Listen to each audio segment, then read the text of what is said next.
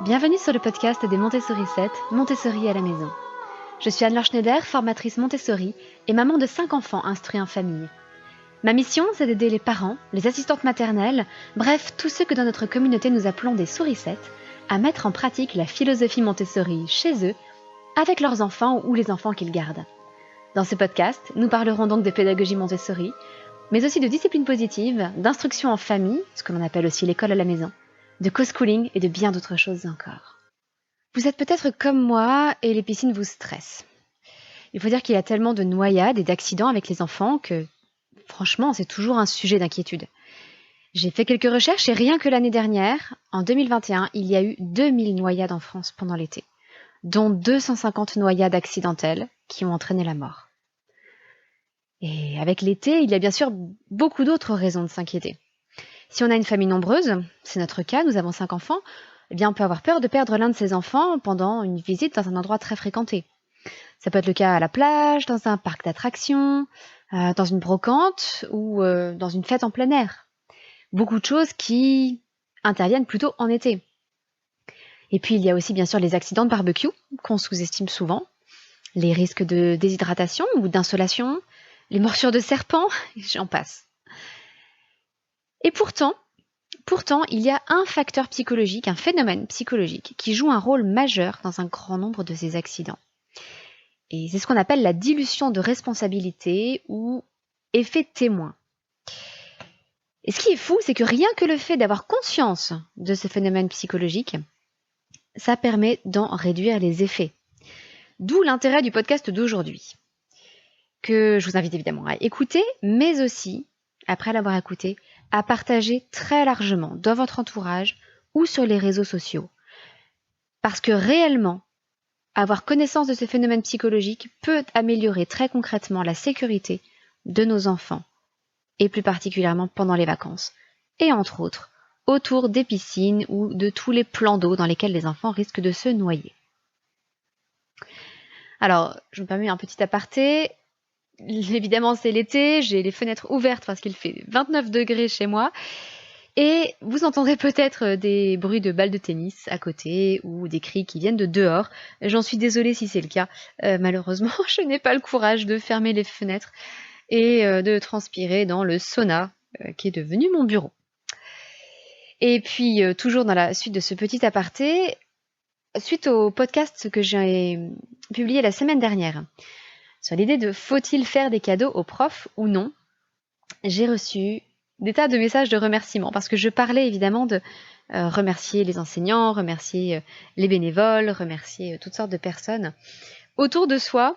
Et justement, ça n'était pas le but, je vous le précise, ça n'était pas mon intention, mais il se trouve que ce podcast a apparemment donné envie à un certain nombre de mes stagiaires de m'envoyer des petits messages pour me remercier, moi aussi.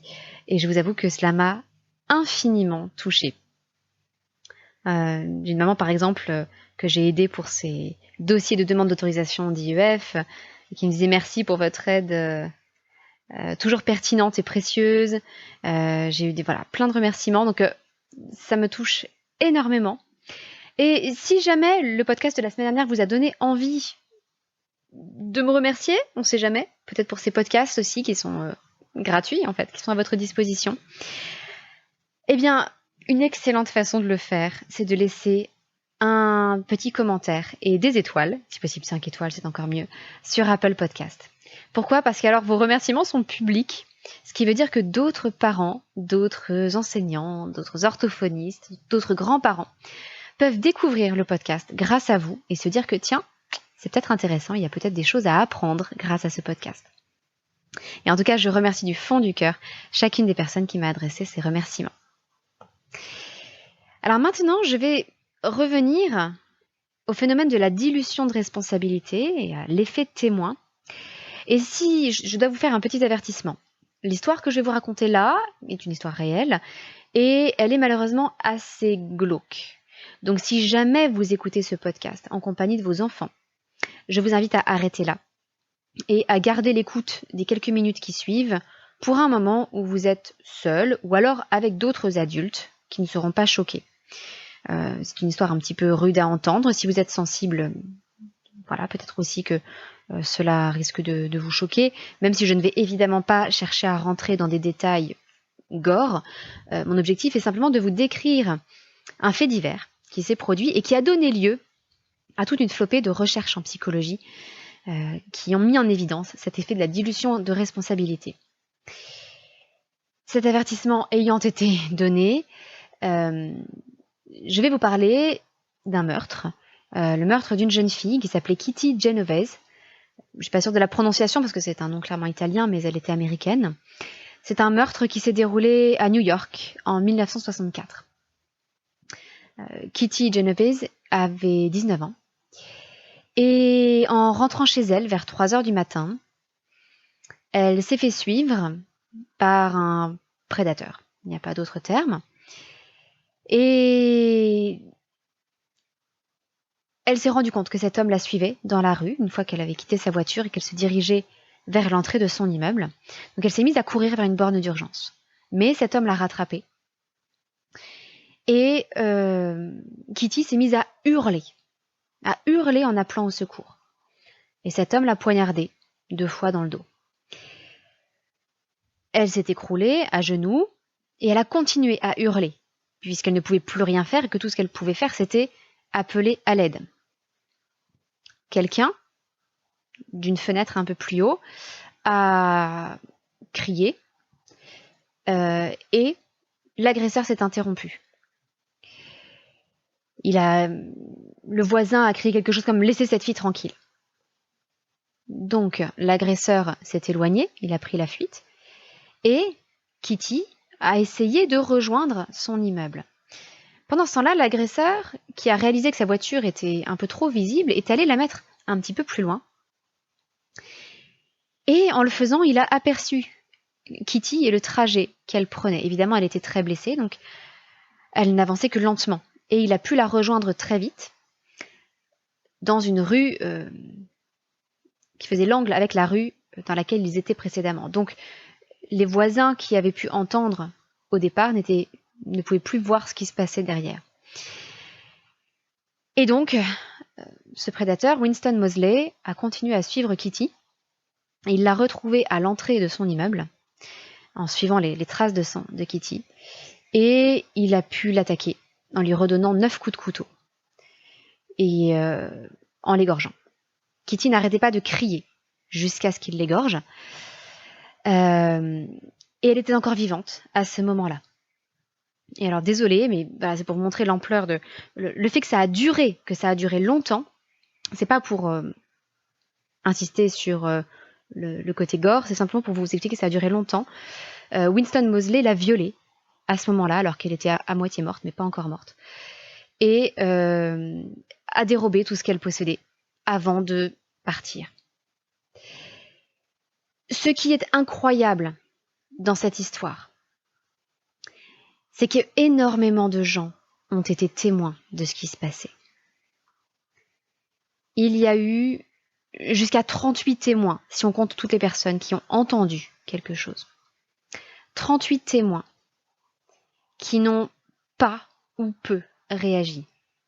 Je vous l'ai dit, l'un d'entre eux a crié du haut de sa fenêtre, mais n'a pas appelé la police.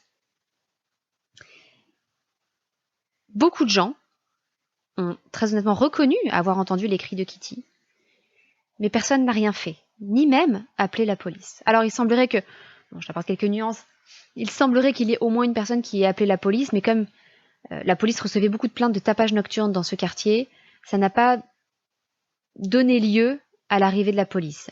On peut quand même supposer que s'il y avait eu plusieurs appels, la police se serait déplacée.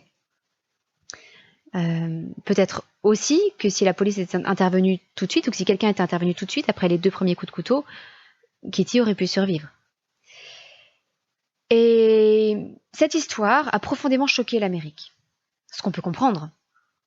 L'agression en elle-même était choquante, mais il est presque pire d'imaginer qu'une agression ait pu avoir lieu, que 38 personnes aient pu en être témoins, et que personne n'ait cherché à interrompre ce qui se passait. Alors, sous le choc, des psychologues se sont dit qu'il fallait chercher à comprendre ce qui s'était passé. Et donc ça a donné lieu à de multiples recherches en psychologie.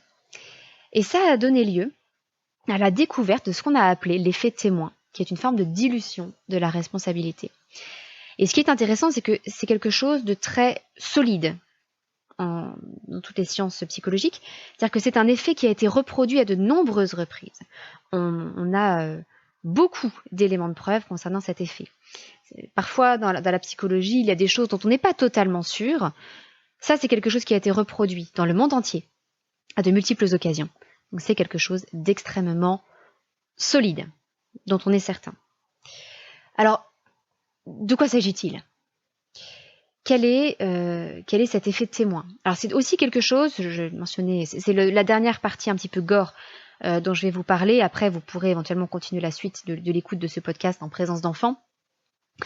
C'est également quelque chose qui s'est produit en Chine. Il y a d'autres occasions, mais c'est un autre exemple marquant. Une petite fille de 2 ans s'est fait renverser dans la rue par une voiture et 18 personnes sont passées devant elle dans les 6 minutes qui ont suivi l'accident, sans réagir ni appeler les secours. Cet accident a été filmé. Le chauffeur s'est enfui. Et 18 personnes sont passées devant cette petite fille de 2 ans, accidentée, qui n'était pas encore morte, sans que personne ne réagisse et n'appelle les secours. Évidemment, cette petite fille est morte sur le trajet vers l'hôpital, puisqu'il était trop tard. Et moi-même, j'ai été témoin de circonstances assez similaires. Il y a quelques années, j'ai été témoin alors pas témoin direct, mais nous sommes arrivés avec mes beaux-parents, mon mari, des enfants. Nous étions en vacances et nous sommes arrivés à un carrefour où toutes les voitures étaient arrêtées. En fait, il y avait eu un accident de moto sur le carrefour. Donc nous sommes descendus de voiture et il y avait là une bonne quinzaine de personnes à notre arrivée. Sauf que personne n'avait rien fait, ni appelé les secours. Et le motard gisait là, sur le sol, en train de gémir, sans que personne n'ait rien fait. Alors ça m'a un peu stupéfaite. Et voilà, c'était en fait un exemple de cet effet de témoin. Et alors, dans les recherches psychologiques qui ont été faites, il s'est avéré que plus le groupe des témoins d'un accident, d'une crise d'épilepsie, d'une agression, etc., plus le groupe des témoins est grand, moins les personnes sont susceptibles d'intervenir. Et alors, ce qui est fou, c'est que même si on est témoin de quelque chose à distance, c'est-à-dire que même si personne n'est présent physiquement, mais qu'on sait que d'autres personnes sont témoins comme nous, exactement comme les témoins du meurtre de Kitty Genovese, eh bien, on a tendance à ne pas intervenir. Alors, ça paraît un petit peu fou.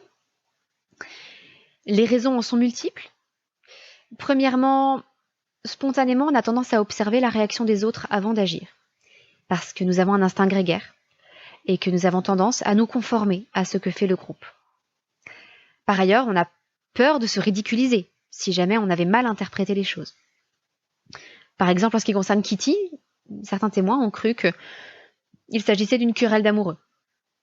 Ils n'ont pas tout vu, ils ont simplement entendu les cris. Ils ont cru qu'il s'agissait d'une querelle d'amoureux dans laquelle ils ne voulaient pas intervenir.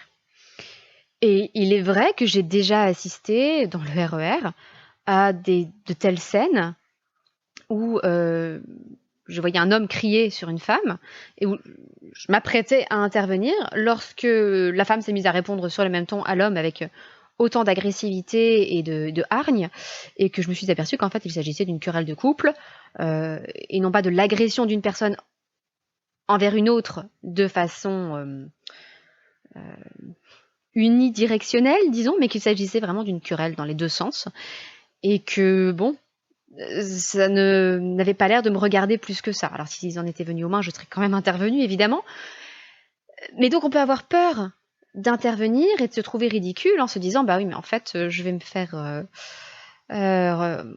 renvoyer par les deux personnes qui vont me dire que ça ne me regarde pas. Et puis il y a donc ce phénomène de dilution de la responsabilité entre tous les témoins qui assistent à l'accident ou à l'agression. Cette dilution de responsabilité, c'est cette question que l'on se pose: pourquoi est-ce que moi j'interviendrai plutôt qu'un autre? Pourquoi moi? Il y a 20 autres personnes dans cette rame de RER. Et il y a 7 ou 8 immeubles autour de moi, avec des dizaines de locataires dans chaque immeuble. Pourquoi est-ce que moi j'interviendrai plutôt qu'un autre ? Et cette dilution de responsabilité, elle est encore plus présente si on sait que quelqu'un possède une compétence particulière. Par exemple, si vous savez qu'il y a un médecin dans une salle ou un endroit où vous êtes, et que quelqu'un fait une crise d'épilepsie, généralement, vous n'allez pas intervenir parce que vous laissez la personne la plus compétente, à savoir le médecin, intervenir. Même chose si vous savez qu'il y a une infirmière ou un maître nageur sur les lieux, vous les laissez généralement intervenir. Alors, tout cela est à la fois déstabilisant. Vous êtes peut-être choqué, surpris d'apprendre cela. Mais donc c'est un véritable phénomène psychologique qui existe et dont il faut être conscient. Maintenant, qu'est-ce qui permet de lutter contre ce phénomène ? Il y a plusieurs choses. La première, c'est qu'avoir conscience de l'effet témoin et du phénomène de dilution de responsabilité permet déjà d'en supprimer les effets.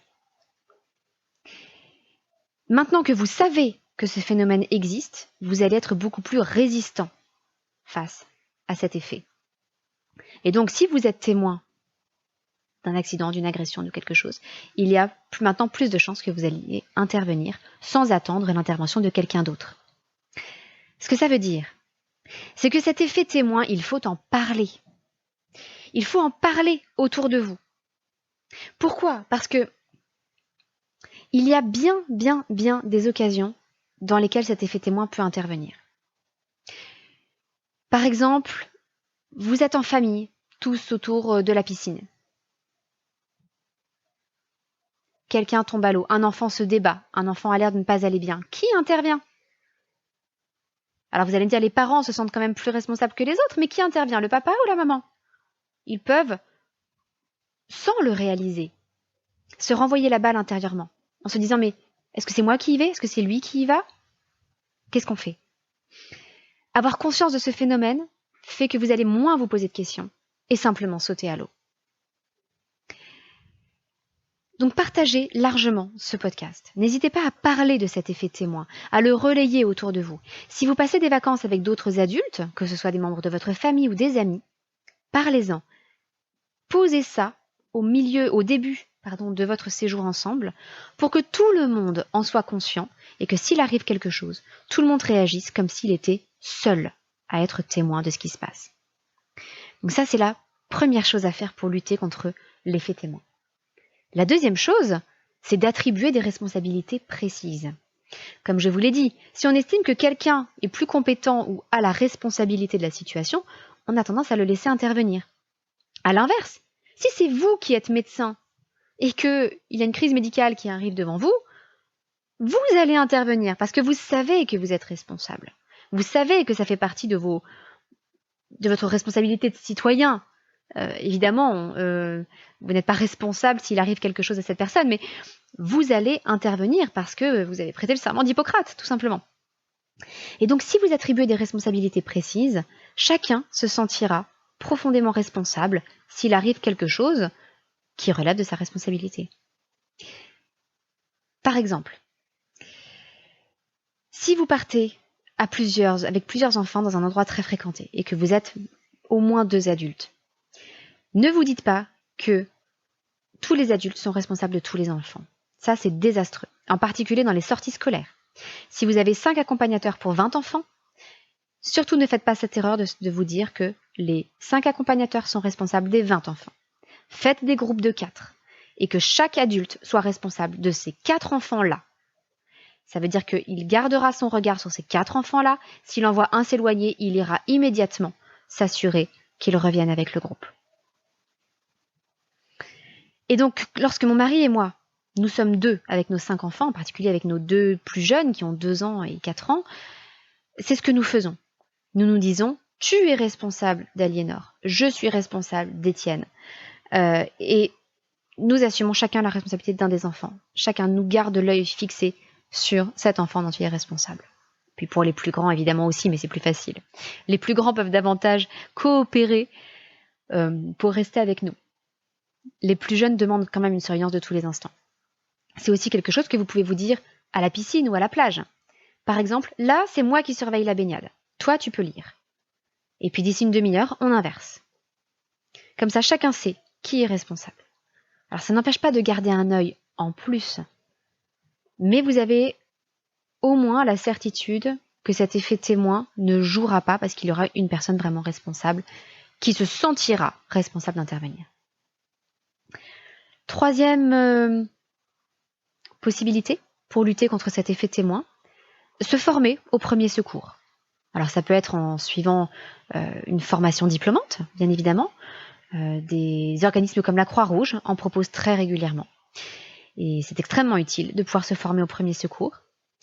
Mais au moment de la naissance d'un enfant, certaines mutuelles envoient tout un livre de premier secours avec un DVD de premier secours. Donc ça peut être simplement de lire ce livre, de le consulter, de regarder les gestes de premier secours.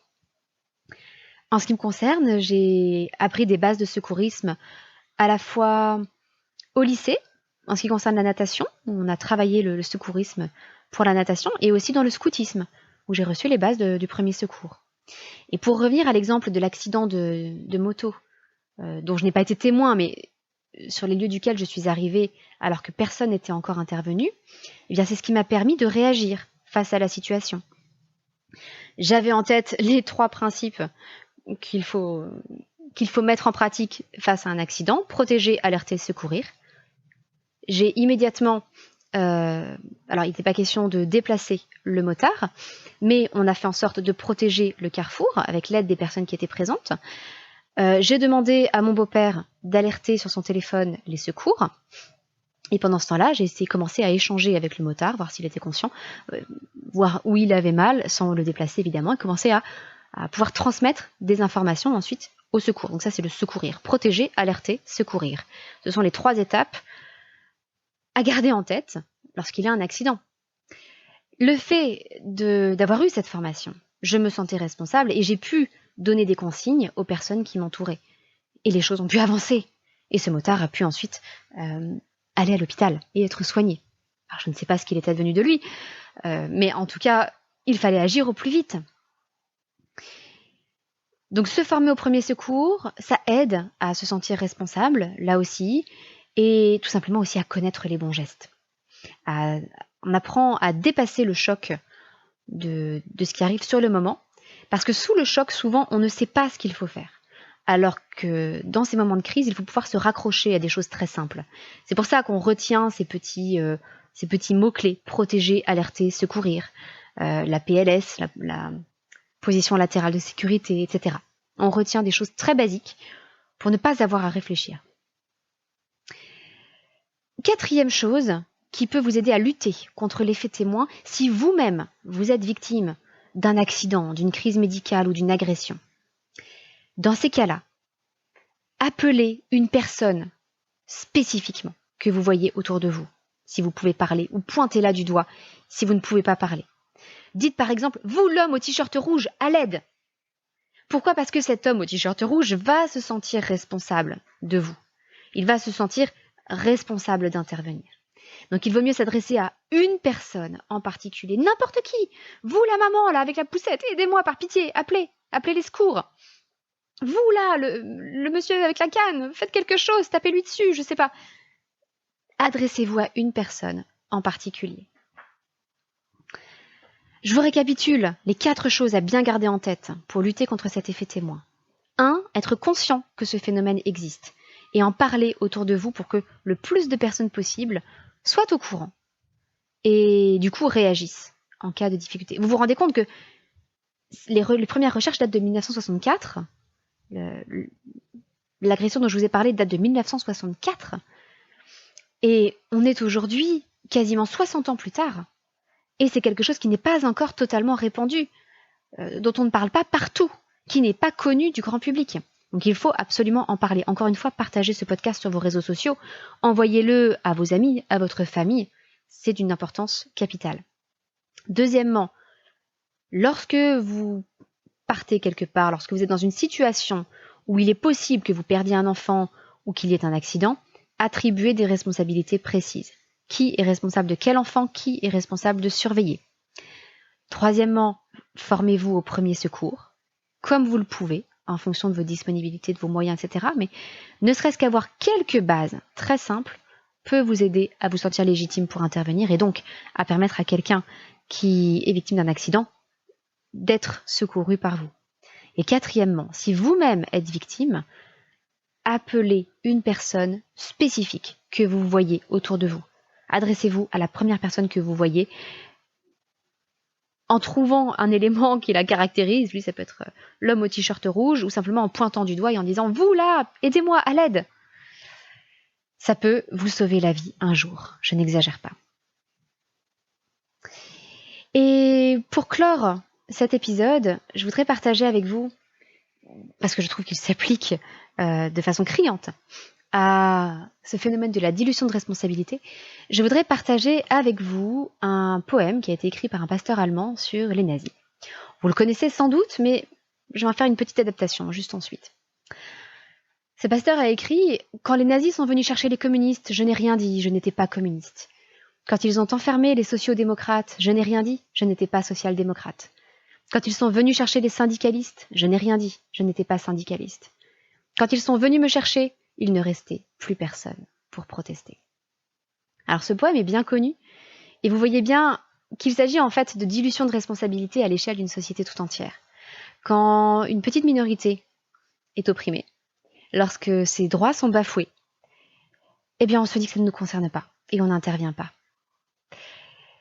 Mais petit à petit, à force que des minorités soient opprimées, c'est la majorité qui voit ses droits bafoués. Et je vous propose donc une petite adaptation qui est liée à la situation de la liberté de l'éducation aujourd'hui en France, qui est très gravement menacée. Et chacun d'entre vous n'en a peut-être pas conscience ou pas totalement conscience. Donc je vous propose cette petite adaptation du poème de ce pasteur allemand. Quand ils ont forcé les unschoolers à rescolariser leurs enfants, je n'ai rien dit. Je trouvais qu'ils n'étaient pas sérieux. Quand ils ont imposé de faire un énorme dossier pour demander à instruire ses enfants en famille, je n'ai rien dit. Je n'aimais pas les séparatistes. Quand ils ont refusé en masse tous ces dossiers sans raison valable, je n'ai rien dit. Mes enfants à moi allaient à l'école. Quand ils ont durci les conditions pour ouvrir des écoles hors contrat, je n'ai rien dit. Après tout, mes enfants allaient dans le public. Et quand mon fils s'est retrouvé harcelé à l'école, que ma fille s'est avérée dyslexique, et que mon tout petit s'est mis à pleurer tous les jours parce que sa maîtresse ne l'aimait pas, je n'avais plus de choix. Il n'y avait plus qu'à subir en silence. Parce qu'il n'y avait plus d'école hors contrat, et plus la possibilité de faire l'école à la maison. Ce combat d'éducation, il est valable pour chacun de nous, aujourd'hui. C'est notre liberté à tous qui est menacée. Si vous n'êtes pas vraiment au courant de ce qui se passe actuellement en France, depuis la loi confortant les valeurs de la République, les familles qui souhaitent pratiquer l'instruction en famille, donc instruire leurs enfants à la maison, sont obligées de faire un dossier, une demande d'autorisation, qui est soumise donc à l'accord ou non de la direction des services départementaux de l'éducation nationale. Et nous assistons en ce moment même à un scandale monumental en France, puisque dans beaucoup d'académies, ces dossiers sont systématiquement refusés. Et des dossiers tout à fait solides se voient refusés. Vous avez des familles qui pratiquent l'instruction en famille depuis des années avec leurs enfants, avec des contrôles tous positifs, à qui l'on refuse l'autorisation d'instruire leur petit dernier qui n'avait pas encore 3 ans. Donc, vous êtes concernés, même si vous envoyez vos enfants à l'école, même si vos enfants sont dans le public. Pourquoi ? Parce que si un jour, vous avez besoin de trouver une autre solution, si un jour, votre enfant se retrouve harcelé dans l'établissement où il est, si un jour, il n'y a pas d'adaptation à l'école qui convienne aux particularités de votre enfant, ou si votre enfant se sent tout simplement malheureux avec des enseignants qui ne lui conviennent pas, vous n'aurez pas d'autre possibilité. Pourquoi ? Parce que le hors-contrat n'existera peut-être plus, puisque les conditions sont de plus en plus draconiennes pour pouvoir ouvrir un établissement hors contrat, et que tout est maintenant soumis à l'autorisation de l'académie. Et puisqu'il devient maintenant extrêmement compliqué de pouvoir faire l'école à la maison et instruire ses enfants chez nous. En ce qui me concerne, j'ai envoyé des dossiers de 250 pages pour chacun de mes enfants. J'ai envoyé donc 5 kilos de papier à la DSDEN, donc la Direction des services départementaux de l'éducation nationale. Et je n'ai toujours aucune certitude sur le fait de savoir si nous pourrons ou non instruire nos enfants en famille à partir de la rentrée. Mais dans l'Académie de Versailles, où nous nous trouvons, nous avons la chance que notre département apparemment fasse de la résistance, mais tous les autres départements refusent apparemment systématiquement tous les dossiers qui leur sont envoyés. Nous communiquons d'entre familles qui souhaitons pratiquer l'instruction en famille, et donc nous voyons bien que c'est un phénomène de masse. Des centaines de dossiers sont refusés de façon injuste. Donc si jamais vous voulez agir, si vous vous sentez responsable et que votre responsabilité n'est pas diluée, si vous ne voulez pas rester un témoin inactif, vous pouvez contacter votre député et l'alerter sur cette question. Voilà, c'est tout pour cette semaine. C'était un sujet un petit peu grave, peut-être au début des vacances. Et en même temps, il me semble que tout cela est absolument fondamental à partager. À la fois ce phénomène de l'effet témoin, de la dilution de responsabilité, et ce qui arrive aujourd'hui à l'instruction et à la liberté d'instruction en France. Malgré tout, je vous souhaite une excellente semaine et je vous dis à très bientôt, votre petite sourisette, Anne-Laure.